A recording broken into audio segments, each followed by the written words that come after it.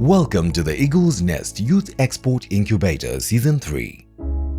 In the first phase of the program, dozens of young entrepreneurs from across Zimbabwe brought their businesses to the nest.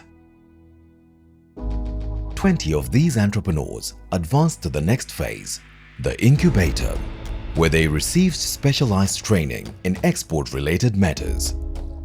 Now, these 20 have returned to the nest for another round of assessment. During this phase, the judges will review the progress each entrepreneur has made since their last visit to the nest. The selected businesses will proceed to the final round, where the 8 finalists will be chosen and rewarded with an export development package.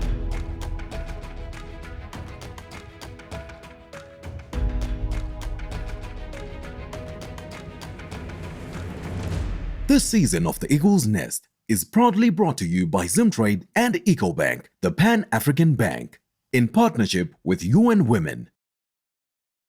First in the nest tonight is Zingers. We caught up with the banana chip enterprise at their plant located in Honde Valley.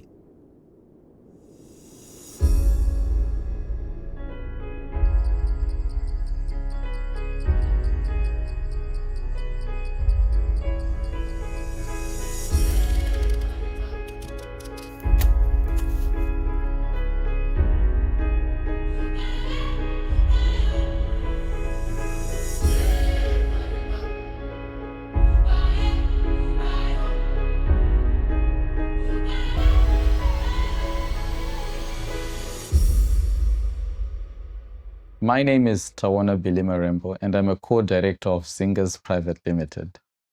As Zingers Private Limited, we're in the business of adding value to banana and banana-related products.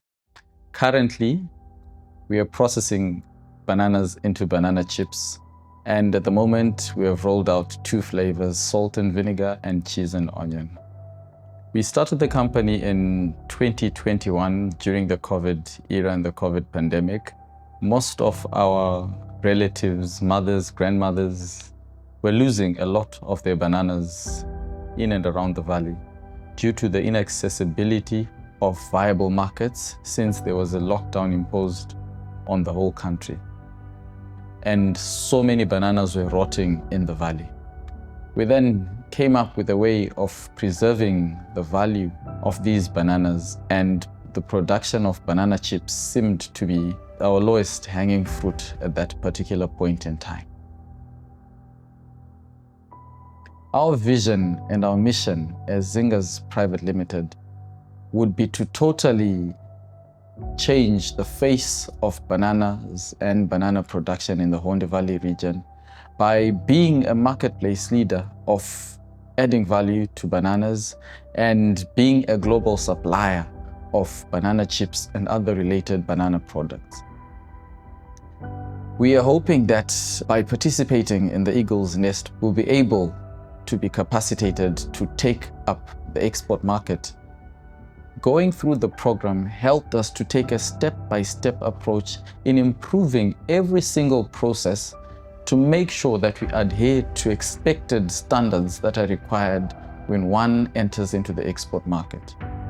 We established new quality control checkpoints as well as documentation that enables any particular market that wants to sample our product to be able to trace our product from where it came from, and they can be able to attest to the highest level of production quality that we epitomize as Zingers Private Limited. Allow me to thank Zimtrade for their interventions and training programs, as I can now attest to the fact that we are now ready for export. We have now come to a point in time that every process that we take in banana chip production meets world-class and export standards. As Zingers Private Limited, we only believe that failure is when you stop trying. When we first entered into the competition, our goal was to make sure that our product is not only acceptable locally, but is able to enter and penetrate the export market. And since we failed to cross that milestone the first time we entered into the competition, There was absolutely no harm in picking up ourselves, dusting ourselves up, and coming again for a second run to make sure that we attain that set goal of being a leading export company with respect to banana chips. Pursuant to our last presentation, we came out with key takeaways that were pointed out by the judges. Chief amongst these was the need for us to be able to produce consistently over every month in our business. And I'm happy to say that in the last 3 months, we've managed to hit a benchmark that we know that every month we're at least able to push out 1,100 boxes of our produce locally. 1,100 boxes to us translates to 20,000 packets on a monthly basis.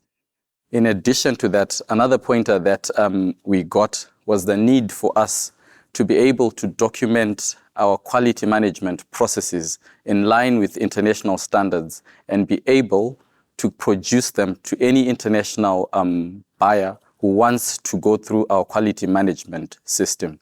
We have since recruited a nutritionist as part of our team, and he has since implemented a documentation process that effectively documents our quality management processes throughout. Thank you.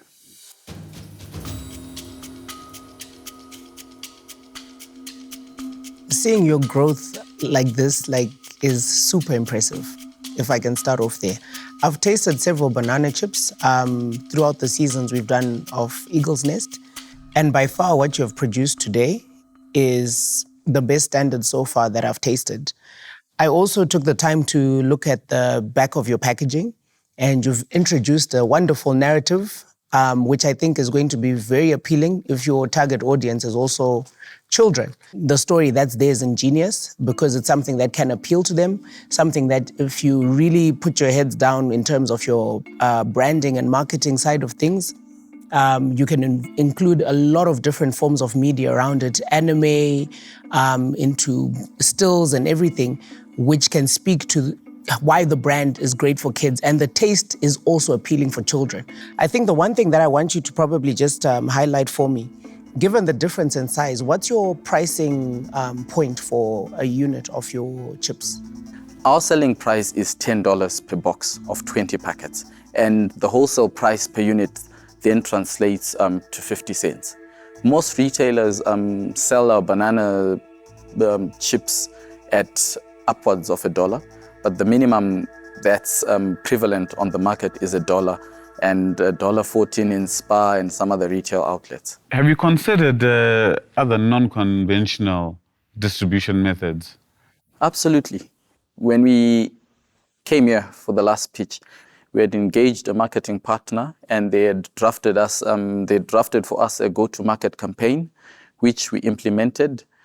I can say that one of my greatest highlights in the marketing moments was holding a box of banana chips and getting onto a Bulawayo-bound bus and selling that to commuters who were traveling from Harare to Bulawayo. We joined our sales and marketing team for a week. We were donning our Zingers banana t-shirts and caps, and we're actually on the roads as vendors, What was the customer feedback? It was absolutely amazing, and it was constructive. And vendors were giving us feedback that, look, in as much as the margin we make on Zingers banana chips is high, have you also considered that while I might make lower margin on Kane's products, Willard's Spuds potato chips, which you're competing with, I then end up selling a whole lot more of these potato chips because they're more prevalent on the market. I would get on a bus and I would try to sell somebody a pack of Zingers banana chips, and he would ask me, do you have Spuds? And from that, we got the value of advertising and marketing. And we're currently putting in place a program to go heavily out in the market and make our product not only known, but for it to take its place as one of the leading snacks available on the market. Is the cheese and onion the only flavor you're focusing on right now? Currently, we have the cheese and onion and salt and vinegar flavors, Okay. right? Now, our limiting factor with regards to the flavors that we're rolling out was the minimum order quantities that we're getting from our packaging suppliers. And the minimum order quantity was a ton, because we have a flavor range that comprises of 12 different flavors that we want to roll out. And of the 12, we've only managed to roll out 2. So we sat down with our supplier and we eventually agreed that for his MOQ of a ton, he could actually divide that ton into 5 different flavors. So that in itself was a massive breakthrough. And we've been channeling all the resources we've managed to get these past months into financing the rollout of these additional flavors. Well done, guys. Last time I did not adjudicate on you, but this time I think I need to applaud you guys for doing a very fantastic job. I've been working with them on a number of issues, and what I've known is the capacity is now okay, the utilization is now okay. They've improved on the quality of the product. They've worked on the packaging of the product. They've rolled out an aggressive marketing campaign. They now have a stable footing in the market. They've ticked most of the boxes that I feel, people who should be coming for this program should have. And I like the persistence. I think for Richard, this is the 3rd, 4th time, right? Taking advice and implementing. And I think that's the reason of this show. And I want to commend you guys for taking all the advices that you have been getting from this platform. Others, they just come, they disappear. But you guys took it, the business experience, the marketing and everything, and you implemented it. And I feel you are now at that level where I can now say, yes, you can now proceed. You are ready, and even for even export. I think you guys, you are there. Okay, I would love to hear from you, sir. I like the story behind the package. Can you let us know about that story? This story speaks to the impact on which we can bring to the women. Like when a truck is coming from Monde Valley loaded with bananas, it means the people will also be on the truck, at the back of the truck with the bananas. If there is a slight mistake, there's an accident. No one survives those kind of accidents. It's been happening. So instead of it just being taken to Harare on a truck, they're now giving us these bananas to process them into chips. So essentially, this is not just us who is making these banana chips, but them, they're part of it. Okay, so I love the storyline, and I think it's one of the major tools you should use to market your product. So all this that you were talking about, you selling your product in buses and etc., all of it is good visualization for your pages. So it's important you use documentation of your story, especially where you're at now, because 5-10 years down the line, it will be a great story. My second thing is, I see your packaging. You can't tell the difference between salt and vinegar and cheese and onion. It's important you look into that. If you look at all your other competitors, tomato is in red, salt and vinegar blue, cheese is green. It's also important to differentiate by just visualization.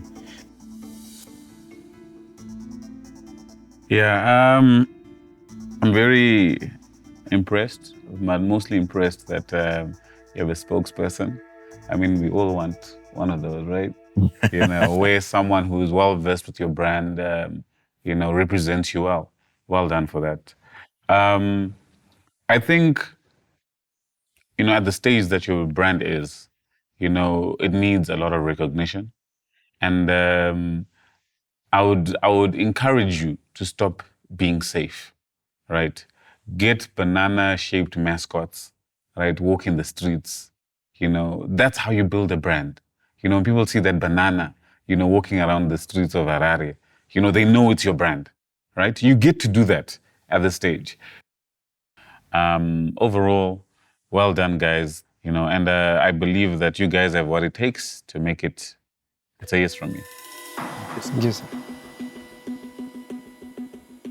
I think from my first sentiments I shared, it was a yes, simply because of something Leslie also just mentioned, where this is a true testament and example of resilience, and someone who has been humble enough to take feedback and implement it. Definitely hats off to you for coming back again, because I think you really have what it takes this time around. Just continue on the same trajectory and keep pushing. It's a yes from me. Thank you.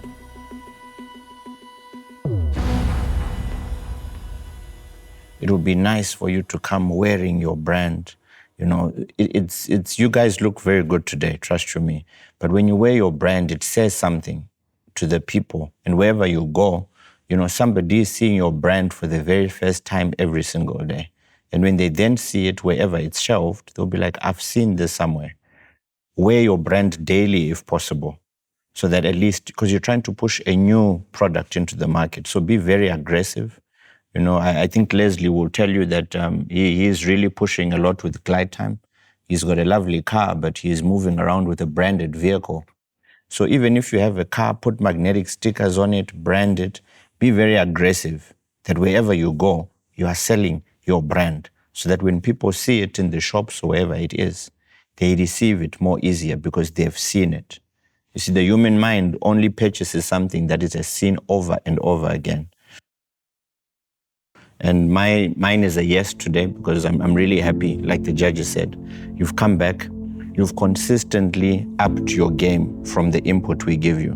And today again, make sure that as you go on, keep updating all these things that we're saying so that you implement them onto your products. And definitely, you know, your brand will be a household name. So from me, it's a yes. Congratulations. Thank you so much. Thank you.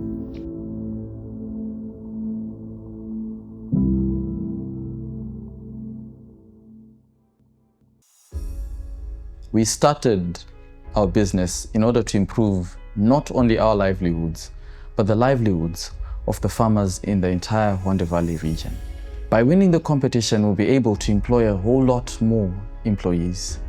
We would be able, as a company, to impact the community more in terms of giving them back composted banana peels, which is part of our corporate social responsibility program, where we take all our banana peels, compost them, and give them back to the community at no cost at all, so that they have organic fertilizers.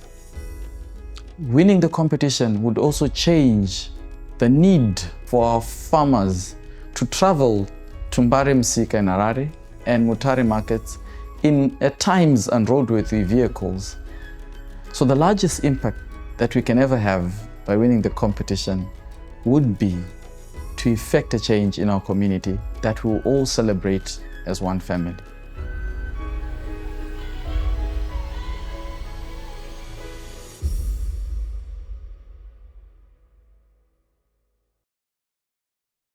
Next is House of Moringa. In her first speech, one of our bestsellers for the men is The King of Rounds and The River Nile. And for the women, we have Candy Floss, Virgin Flower, and Too Hot Like a Heater. You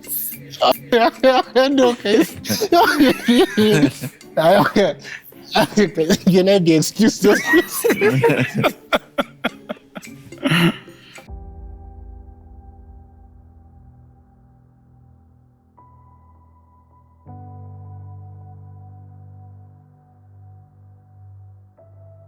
I'm Tari Chirewa, founder of House of Moringa. House of Moringa is a health and wellness brand, and we specialize in herbal teas, aphrodisiac herbs, and herbs infused with the moringa leaf. When I was 7 months pregnant in February 2020, and I wanted something that will help me lose weight after the pregnancy and also help me produce enough milk. This is when I stumbled upon the moringa leaf plant. When I started taking the moringa leaf plant, it had a very, very familiar taste. This was when I remember when I was in my teenage years, my granny used to actually give me this herb for my period pain. But when I looked back, I was like, okay, let me go back to my granny and actually ask her, what other herbal remedies does she know? So all my products are based from our indigenous knowledge systems, especially the aphrodisiac herbs that we're now really, really focusing on. We've partnered with small-scale farmers that know where to pick these indigenous herbs because there are certain trees and certain roots that they have to pick. They grind the product and then we collect from them. We bring the product here at our factory and then we pack the product and take it out into the market. Our distribution channels are as follows. We have a physical shop. This is located by the Roasted Bean Complex, corner Samora Machel and Rhodesville Avenue. And we also have our products in the Dunax Anesthetics, which is located along Prince Edward Road. We also have vendors as well that sell our products on our behalf. They're also located in Harare and some in Bulawayo. We also have our products in the tuck shops in the CBD as well. Initially, House of Moringa was a high-end product just for the high-income earners, but through this Eagle's Nest training, we were advised and taught that no, this product can actually be for everybody. So we took that advice and we managed to create a smaller sachet for the low-income earners, and that sachet only costs $1. So we've implemented that, and these sachets are actually found in the CBD tuck shops in Harare at the moment. We have found out that these are actually high movers and everybody can afford $1. We now want to expand our business and mechanize our packaging processes. We've been doing things manually. We've seen that demand has outgrown supply, and with the way we've been doing our packaging, we want to actually mechanize it into a more automated process because everything that we've been doing it manually. We believe that House of Moringa is ready for export.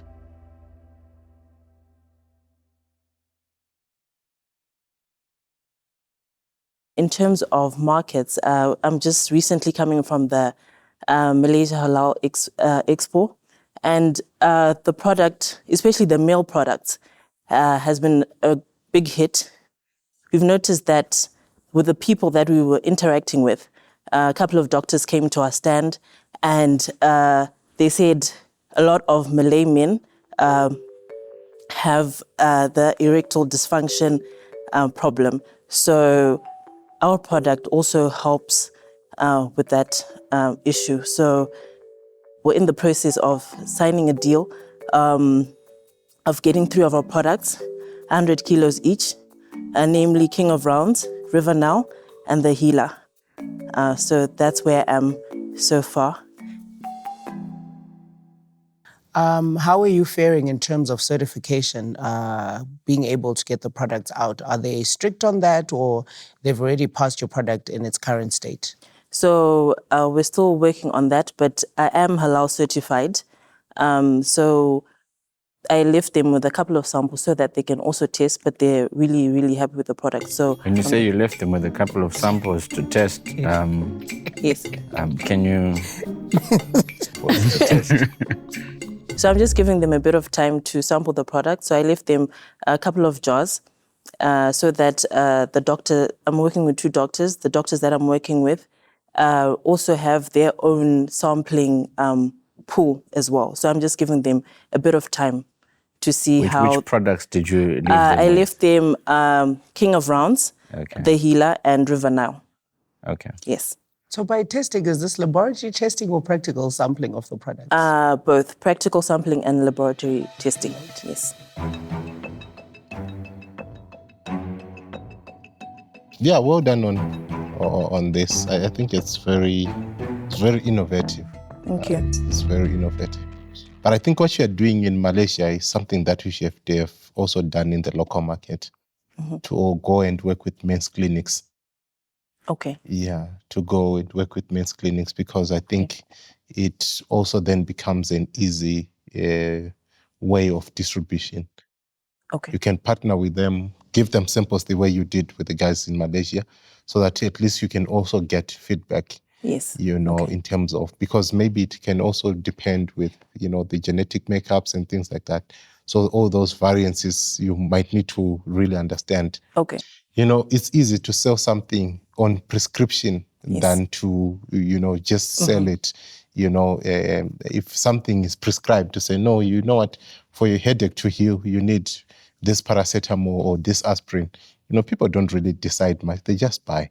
Okay. But if you go push it on the other side, where there's need for price comparisons. Okay. So it's like the blue ocean and red ocean strategy, right? All right. The blue ocean is where you have really separated yourself from the rest of, you are now working with everyone. Listen to what the doctor says. Yes. And everyone can spend on whatever the doctor has recommended. So if this then comes as a recommendation, I'll tell you it will close down a lot of problems for you. Okay. But ultimately, I think, well done. I think you have also listened to some of our recommendation. And I think strategically, you'd know that in Zimbabwean market, if something is within a dollar, everyone just want to try it. Yes. Because it's within the cost structure, which, people are ready to spend on. So, yeah. I can see a very colorful and vibrant brand. Mm-hmm. Why did you pick the purple color for men? King of Rounds. King of Rounds. What's the rationale behind your color choices? Okay, so men liked to be portrayed as kings. Purple is a royal color, so that's why I put that color. I mean, I know your product. And You know it from the show. From the show. Okay. From the show, yeah. But from here, it's looking like it's yogurt, right? Yes. How can we change that? It's very pretty. Do you get what I'm saying? If it's in a house on a shelf, a kid will pick that up. Okay. Do you get my point? I get your point. Right? So just try and make it somehow as vibrant, but less appealing to kids. Okay. Right? Noted. Right. My second question, are there flavors? If I put this in some water, what's the taste? Okay. Unfortunately, we haven't added any flavoring. We've just kept it all natural. Is it like a herbal tea? Yeah, it tastes like herbs. It's bitter, a bit bitter. Okay. Yeah, it's bitter. Okay. It's a bit bitter, yeah. What I love about this, and I think a lot of men here in this room and are watching, will attest that this is sold at, bright places, in towns, but you're never ever given the exact proportion to use. Yeah. So you've actually made it known that this is enough. Yeah. Right? 2 grams. Yes. Right? This is good. This is herbal. Yes. This is quantified. Right? And it's affordable. I think George has also mentioned something very, very critical.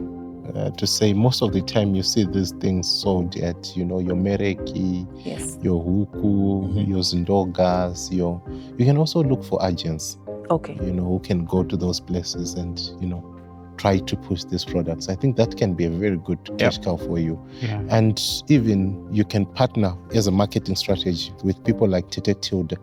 Okay. I think they've got this nighttime show where they speak about these issues of erectile dysfunction and non-functional. I think you can also, partner with them, sponsor that show, whatever. Okay. But I think your reach now can actually be very good if you really, So I think the product you have is now about then deploying the necessary strategies to make the money. Yes. Yes, to make the money before you go and equip the other men. They please equip us here. I wanted to find out, how, you said you're selling your product how right now, locally? So I've got a shop in Greendale. Okay. I'm also in Dunex Anesthetics, and I'm also in a hair salon here in Harare as well. So I feel you need to partner with people that sell contraceptives, the likes of Carex, etc., because they distribute and they know all the touch points. It's the same customer. Yes. Right? And also product placement is important. It should be around the condoms, the lubes, and whatever else you guys use. It should be in the same category. Yes. Right? That's why you need to place your product and make it easy for people to buy it, right? Secretly. Okay. Do you get what I'm saying? No one must know, right? What are the side effects of this for men? I'm For sure men- somebody's asking out there. I'll ask that question on their behalf. Well, we haven't really seen any side effects per se. Okay. Yes. Would But you one know how say? Yeah. paracetamol will write do not use continuously for Yeah. more than 7 days Yeah. without Okay. consulting Yeah, your doctor. it's Yeah. important. What What are are the the upper limits? parameters for? Because otherwise somebody's going to take 10 grams. Yeah, how long does it stay in the system? Yeah. It stays in the system for about 2 to 3 days. Okay. So I usually tell my clients, you just use it as like just before, Like how long before? like 2 hours before or an hour before. How about if you that's risky. anticipate and probably there are some family issues and it doesn't happen? That's another thing. Oh, okay. Yeah. Do you eat because You will walk around with a burner for a couple of minutes, but You'll be quite angry. yes. very yeah? quick. So I think these are some of the things that are critical to know. Yes. Because Yeah. these are some of the Yeah. if things don't go the way you have planned, Mm-hmm. maybe because you did not pay fees for the kids on time, and there's sabotage, and probably you have taken the house of Moringa, kings of rounds. And There is no round. So what I'll do is I'll share with you contacts of a distributor. Okay. Have the conversation because I Alright. think it's about getting this product out, in as many places as possible. Thank you. And then also on the other side as well, yes, that there's a reference point, but you also now need to start factoring in, the rare occasion of someone coming back to you with a side effect and claiming that it was caused by your product. Okay. So you need to also create cushioning in terms on the legal aspect of that to know what the repercussions of something of that nature happening are. Okay. Yeah. Thank you. so that it then makes it important to work with practitioners, to get a bit of guidance on some of these issues. Yes, so being able to come up with information that goes on a pamphlet, which you can use in your packaging as well, just so that it's a lot more informative. It will be a bit of a tighter fit on the 2-gram sachet, but I think if you can try and cushion yourself as much as possible from any forms of litigation by having the correct wording on your packaging, it can also assist the business. All right. Thank you. So is there room for scaling up? Yes, there if is. we then, because probably you might then have 1 million units being consumed every month. For the sachets, it's not a problem because sachets are very easy to pack. Yeah, I think this can be your Yeah, that would be the a fastest hot selling seller. SKU Yeah. in terms of convenience. But accessibility is important. Yes, accessibility now. Because I'm not driving all the way to Greendale. Greendale to to spend go $1. and Yeah. So it needs to be available where Yeah. people spend their time. Yeah. So money is on your way. You just Thank need you. to look for it. Okay. But, yeah. Thank you very much. It's a yes from me. It's a Thank yes you. from me. Thank you.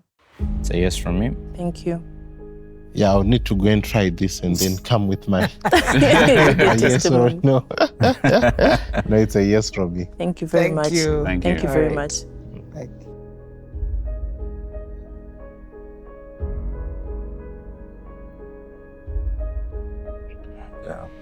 Yeah, I'm not going to marry. This guy. Abaka. This guy. Yeah, That's true. Panimara? Panamaria. Mm.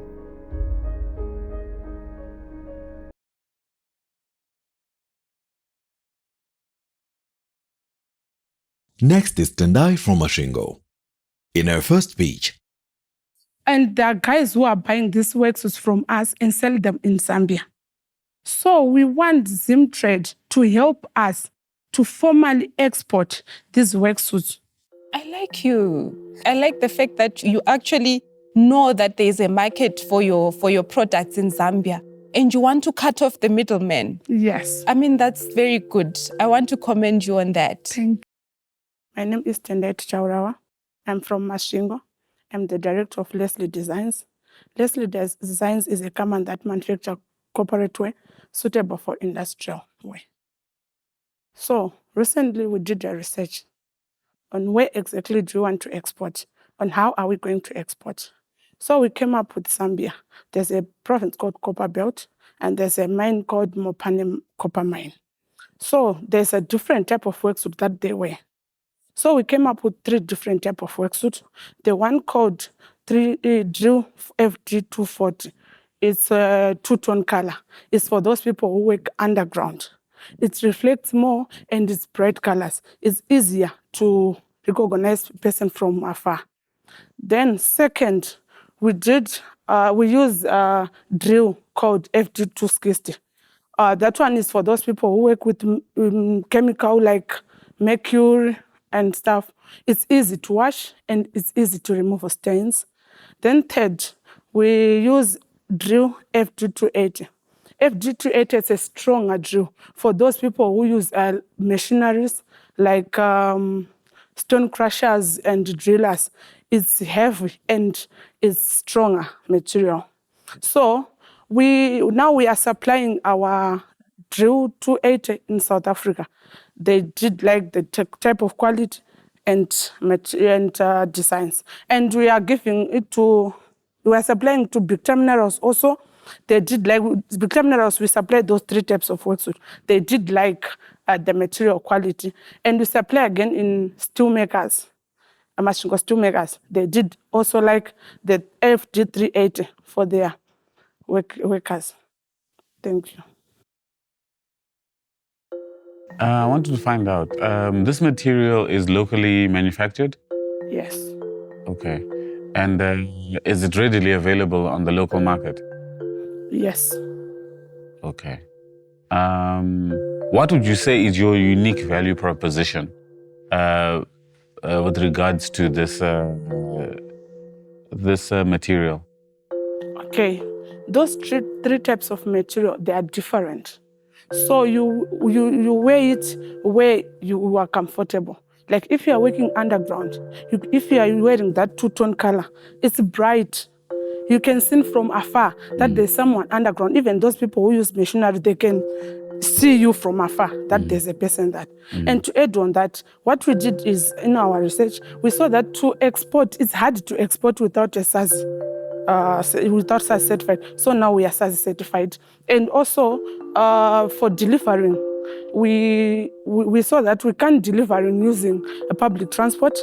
So what we did is we did a budget, then we bought a van. Okay. Yes. I just want to understand, you are already supplying in Zambia? No. Not yet? Not yet.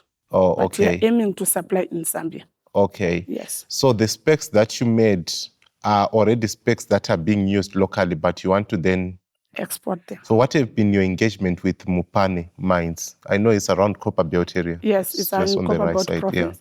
Yeah. What has been your engagement? Okay. Now they want us to bring samples, but what they want is they don't want to see 3 samples. They want us to bring in bulk so that they will buy first for sampling them if they are good for them. Okay. So we are still on negotiations with them. And then, okay, that's okay. And then in South Africa, which organizations are you supplying? We are supplying an organization called Cum Laude. It's in Joburg. What do they do? They manufacture mercury for mines. Oh, okay. So they want that material called FD380 drill because it's heavier. Okay. So what is your monthly capability? What is your capacity like? How many worksuits do you make of each variety? Right now we are making few, but we are aiming to make 350 on FD240, 350 on FD260, 300 on FD. So pretty much you are aiming to do 1,000 yes. worksuits. And how many worksuits are you currently doing now? We are doing 50 plus a day. 50 plus a day? Yes. So if we say 50 plus a day, in 1 month we want 1,000. You want 1,000. So per each type of worksuit, we are aiming 350, 350, and 300. Okay. Yes. And then per day, currently you are doing what? 50 per day. 50 per day. Yes. You do 1,000 in 20 days. Yes. Yeah. So we do Friday. 50 per day. Per day. Yes. Oh, okay. And then what's your aim? It's 1,000.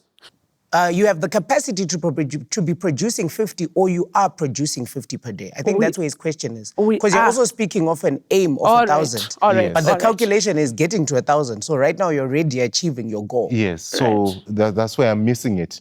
Now we are doing 1,000 a month, but we are giving big terminals. Okay. We are giving steel makers. Okay. We are giving different companies. So currently you are doing in different months. It's not like they are ordering every month. No, it's okay. So currently you are producing 1,000 worksuits in a month.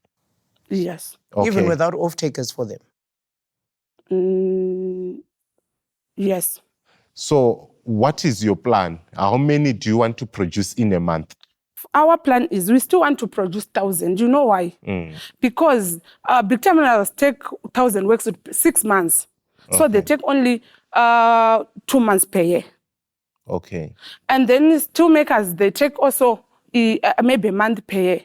So now we are looking to is what you're also producing is not being sold right away. Yes. So you are producing and keeping. Yes. Okay. So the problem is the market now. Market, yes.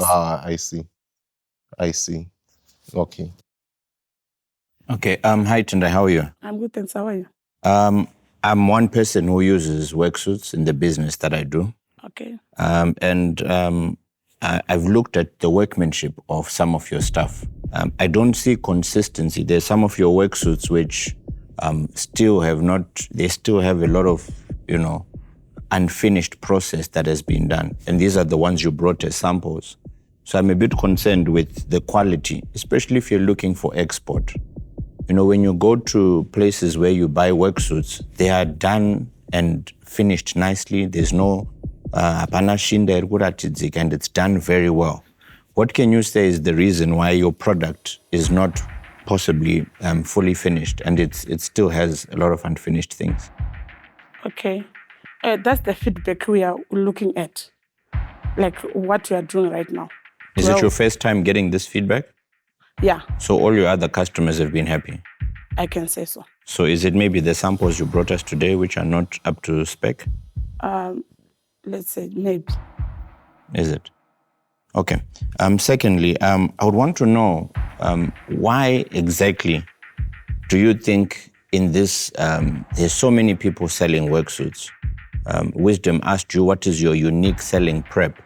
I want to know, why should people choose yours? There are so many people who make orange worksuits, green, luminous, all these other colors.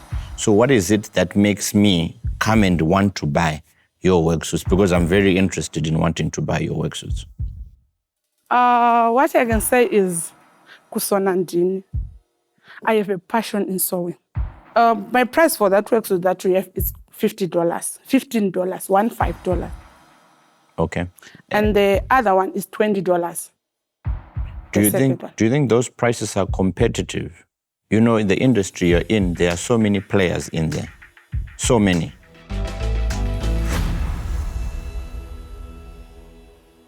I think for me, there's one point you raised where you said you're producing the 1,000 worksuits per month, but it doesn't necessarily mean that there's entire uptake of your product. For me, that is raising a bit of a concern because it seems like you're going to end up overstocked with very little return. Do you have a place where you actually sell these? Do you have a storefront where you sell your worksuits? Yes, we do. And what are your sales, weekly, monthly? Right now, on worksuits, per day, we are looking at 10. That is a very huge discrepancy, which for me sends off a lot of alarm bells in terms of you still need a lot of help in terms of improving your operations, in terms of improving your marketing and branding, as Wisdom attested to. So for me, for now, I'm giving you a no, but my no is more based on go back and revise your business model a bit more. It needs to be something that's sustainable and it needs to be profitable as well for you. And right now, I'm not seeing you being capable of reaching export without first fixing those fundamentals. So it's a matter of you going back and just trying to readjust the way you're running your operations at the moment. And then we hope to see you maybe come back again and give it another try when you've re-strategized. I also share the same sentiments. I think one thing that you have done is to have a product which is very ideal for miners, right? But the cost now of moving, a small order from here to as far as Copper Belt, we are talking about at least around 1,200. We're still from Masvingo, probably it can be more, talking about 1,500 kilometers. And the cost of even transporting the goods from there to, it might not be the right time now. But I think, yes, having conversations with them, also giving them samples, but also preparing yourself to also up your game in terms of production might be something that might be key for now. I think you already have pretty much the art of negotiating with big entities. If you had done it with Bikita, if you have done it with Mimosa, if you have done it with Steel, surely you can do it with the Zingers, the Platinum, and the other guys around, So I'm just saying, just open up yourself to that market, be a bit aggressive with them. You are a woman, which also works to your advantage. And there's a lot of artisanal mining around Midlands, which you can also tap in Berengwa, Rishavani, and even Masvingo. Just also have conversation with the mine owners in those areas and try to see if you cannot push whatever you're producing currently. And if that saturation happens, then you use whatever internally generated funds to buy more equipment, to up your production, while this other conversation is happening with these other stakeholders. So that's my advice for now. I don't think really this is the right time. I think now is the time to really look around and even saturate so that you minimize on your cost of distribution. I'm going to give you a no. The reason being, I feel that, you need to build the identity of your brand before pushing it out there as a professional in the industry. Competition is very stiff, and until you do that, you'll struggle to differentiate yourself. So a lot of background work needs to be done there, and I think you need to take some time to do that. I'm very proud of what you've done. I like one sentence you said Kusona Ndini, which means you're passionate about Kusona, correct? But I also think it's important that you find people who can help you where you don't have strengths. So you're good in what you do, but what you need, I think you've got an amazing input today. You're going to go back, somebody who is going to work on your branding, you're going to work on making sure your stuff looks good, and also being more informative about, the different types of things. But I want you to go back to Masvingo and really focus on conquering the town of Masvingo, that everybody there is wearing your work suit. And then you start growing out. And as you grow, then you'll be ready because you'll have the capacity to be able to cater for even the nation's needs.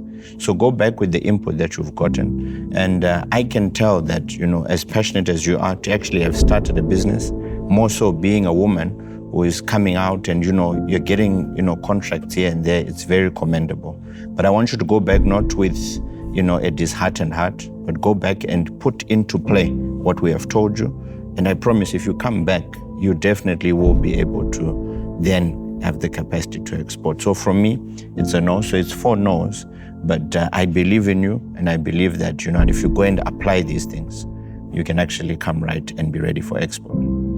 Okay, thank you. Thank you. Thank you very much. Is the end of the road for Tendai. The judges have concluded that the business is not yet ready for markets beyond the borders. Tonight, Zingers Private Limited and House of Moringa have made it to the final round. They now stand a chance to be awarded an export development package. A grand season finale will be hosted by Zimtrade and EcoBank in partnership with UN Women.